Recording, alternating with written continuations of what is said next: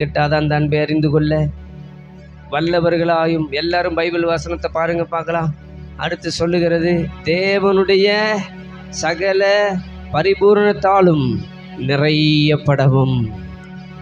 இன்றைக்கு கர்த்தர் நம்மோட பேசுறாரு. நீ தேவ பிள்ளையே, நீ உலகத்தில் உள்ளவைகளில் நிறைந்திருக்கிறாய். உன்னதமான தேவனுடைய பரிபூரணத்தில் நீ நிறையப்பட்டிருக்கிறாயா? அப்பா கிட்ட போய் பணம் கேட்டா அப்பா பாக்கெட்ல இருக்கிறத எடுத்து கொடுக்கிறார்.